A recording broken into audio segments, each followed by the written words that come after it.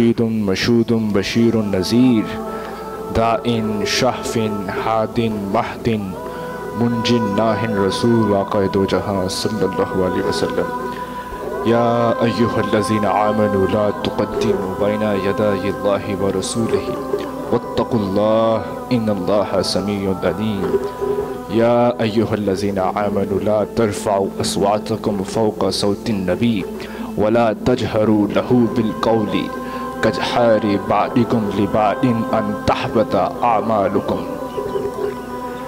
मैंने ये जो आपके सामने सूरत पढ़ी, ये सूरत हुजुरात में जो रब ने हुक्म दिया, इस हुक्म को देखते जाइए, देखते जाइए, देखते जाइए। इंसान ने जिंदगी किस तरह गुजारनी है, खुदा ने एक असूल बना दिया कि लोगों तुम इस असूल से कभी बार भाग नहीं सकते। इस असूल को थामोगे तो तुम्हारी दुनिया भी कामयाब, तुम्हारी आखिरत भी कामयाब। अगर इस असूल से बाहर निकलोगे फिर मुझसे भी दूर, मेरे हबीब से भी दूर।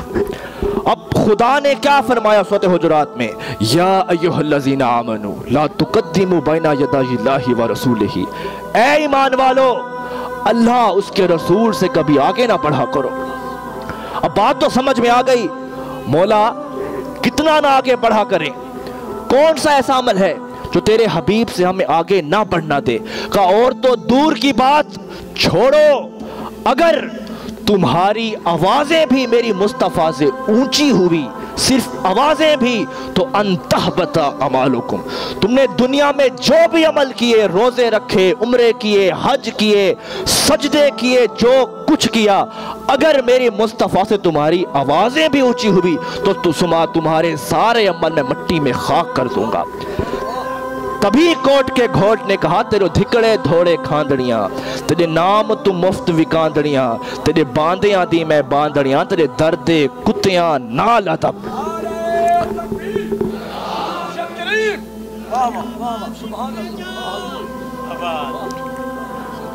तो अब खुदा ने एक लिमिट दिखा दी, और तो बात दूर की, तुम्हारी आवाजें भी मेरी हबीब से ऊंची नहीं होनी चाहिए। यानी मेरे मुस्तफ़ा की पैरवी करो, उनके पीछे चलो। अब वो पैरवी है क्या? ये जो हम और आप पैरवी करते हैं, ये पैरवी कुछ भी नहीं। वो पैरवी है क्या? वो मोहब्बत है क्या? वो अदब है क्या? जो खुदा कहता है कि मेरे मुस्तफ़ा के पीछे चलो, जैसा वो कहता है वैसे करो। और लोगों, पैरवी वो होती है जो अपनी ज़ात को मिटा के रख दे। मोहब्बत वो होती है जो अपनी ज़ात को फना करके रख दे। अब हर किसी ने कलाम सुना है, मेरा इश्क भी तू, मेरा यार भी तू, मेरा जिस्म भी तू, मेरा रूह भी तू। अब ये कहना आसान है, करके दिखाना और बात है। कह तो मैं भी सकता हूं कि मेरा जिस्म भी तू, मेरा यार भी तू, लेकिन पता कब चलेगा?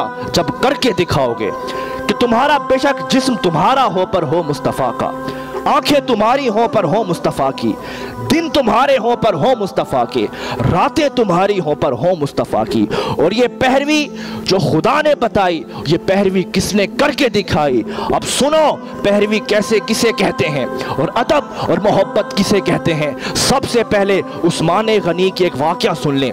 उस्मान गनी ने एक जगह पर वज़ू किया और नमाज का वज़ू करके हल्का सा मुस्कुराए।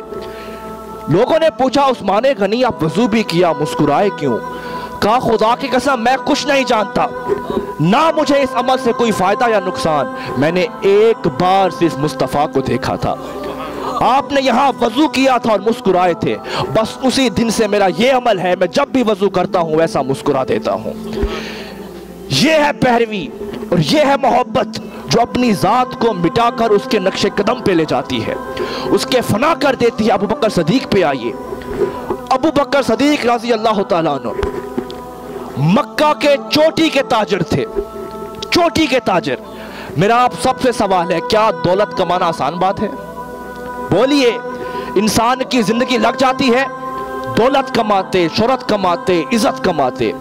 आप मक्का के चोटी के ताजर थे, लेकिन जिस दिन से निगाह मुस्तफ़ा को कबूल किया, जिस दिन से अबू बकर ने मुस्तफ़ा का चेहरा पहचाना, अब उस दिन से देखिए जिंदगी भर जो कमाई कमाई थी, जो कुछ कमाया था, जो कारोबार था, सब कुछ जिस दिन से हुजूर की पैरवी कबूल की, तो ये पैरवी बता रहा हूं कि पैरवी किसे कहते हैं।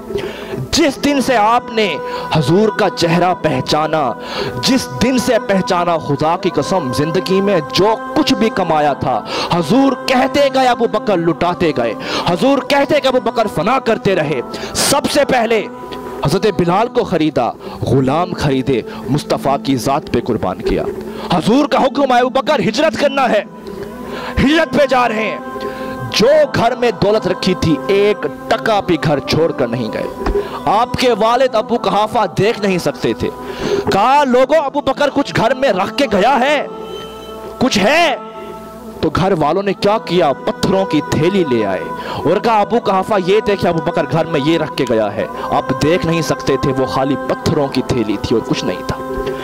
जो कुछ भी था वो निगाहे मुस्तफा पे कुर्बान करके रख दिया। आशिक ने कहा जे मैं तेनू अंदर ढूंढा ते मेरे बाहर कौन समाया, जे मैं तेनू बाहर ढूंढा मेरे अंदर कौन समाया, मैं भी तू है ते तू भी तू है, वेखा हर जा तेरा साया। यानी मैं तो रहा ही नहीं, अब सिर्फ तू ही तू बचा है, मैं तो हूं ही नहीं, अब तेरा ही हर जगह पे साया है। और ये होती है जो खुदा ने बताया, या अय्युहल्लज़ीना आमनू, कि मेरे अल्लाह उसके रसूल से आगे ना बढ़ा करो, उनके पीछे चला करो। और ये वो पैरवी है।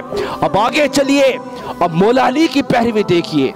गज़वे में जाते थे तो सिर्फ एक ही काम होता था कि मेरे मुस्तफ़ा कैसे हैं, मेरे हुजूर कैसे हैं। ना जिस्म का होश, ना रूह का होश। जब देखते तो 22 जख्म सीने पे लगे होते थे। इस मकाम को गुलाम फरीद रहमतुल्लाह अलैह ने कहा, मेरा जिस्म भी तू, मेरा रूह भी तू। ये होता है जिसने करके दिखाया, जिसने जिस्म का सौदा दे के दिखाया, जिसने रूह का सौदा दे के दिखाया। ना जिंदगी में कुछ छोड़ा, जो कुछ मिला सिर्फ उस यार के नाम पे कुर्बान करते गए, फना करते गए। और इसे पैरवी कहते हैं, इसे मोहब्बत कहते हैं, जो खुद की ज़ात को उसकी ज़ात पर फना कर दे। या अय्युहल्लज़ीना आमनू, कि मेरे मुस्तफ़ा से कभी आगे ना बढ़ा करो, उनकी पैरवी किया करो, उनके पीछे चला करो, उनका जो कहें वैसे किया करो। यानी अपनी ज़ात को मिटाकर सिर्फ वो ख्वाजा गुलाम फरीद रहमतुल्लाह अलैह के मुरीद मोहम्मद यार से किसी ने पूछा हुजूर जिंदगी कैसी गुजरी, तो कहा और तो खबर कुछ नहीं, बस मोहम्मद मोहम्मद पकेंदे गुजर गई। ये होती है पैरवी जो खुदा ने हुक्म दिया और अपनी ज़ात को उसकी ज़ात पे कुर्बान करके रख दिया। अब किसी के जहन में ये ख्याल आए कि भाई वो तो उस वक्त के आशिक थे, वो गए तो अब आशिक कौन से आए। याद रखो, जब भी कहीं फिरौन आया तो खुदा ने एक मूसा को जरूर पैदा किया, जब भी कहीं यजीद आया खुदा ने एक हुसैन को जरूर पैदा किया, और जब भी कहीं अबू जहल पैदा हुए खुदा ने अली को जरूर पैदा किया। जहां भी अबू लहब होगा वहां अबू बकर सदीक भी जरूर होगा।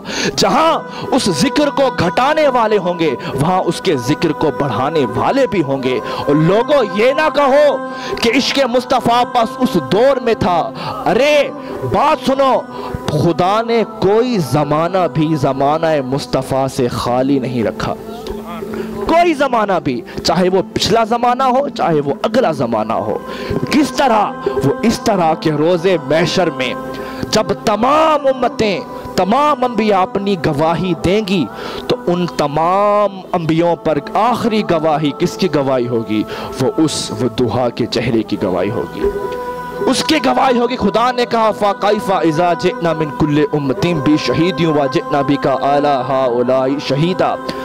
ऐ मेरे हबीब, रोज़े महशर जब तमाम अंबिया से हिसाब लिए जाएंगे, सबूत मांगा जाएगा, उस वक्त आखिरी गवाही आपकी ली जाएगी। तो गोया पता चला नूह अलैहिस्सलाम से ले तक आखिरी क़यामत तक जो भी ज़माना है ज़माना मुस्तफ़ा से खाली नहीं है। इसी आशिकियत को ख्वाजा गुलाम फरीद रहमतुल्लाह अलैह ने एक तफसील लिखी कि किस तरह आशिक तेरी बारगाह में कटते गए, मरते गए, और पूरे ज़माने एक तफसील लिखी कि किस तरह आशिक तेरी बारगाह में कटते गए। सुनो, गुलाम फरीद रहमतुल्लाह अलैह आशिकों ने एक लिस्ट बनाई और कहते हैं तेरे नैना तीर चलाया, तेरे रमज़ा शोर मचाया, अलमस्त हजार मराया, लख आशिक मार गवाया, इब्राहिम अड़ा अरायो बार बहु चर्चाया, साबिर दे तन कीड़े मचे, मूसा तूर जलाया, जिक्रिया कलो थर चढ़ियो, या घोट कुहाया, यूनस पेट मछी दे पायो, नू तूफान लड़ाया, शाह हसन को शहर मदीने जहर दा जाम पिलाया, करबला में देख चलाकर एरा केस कराया, शाह मंसूर चढ़ायो सूली, मस्ती सांग रसाया, दरता बार उठाया, हर एक अपना फर्ज निभाया, कर कुर्बान फरीद से अपना होने तेरा वारा आया।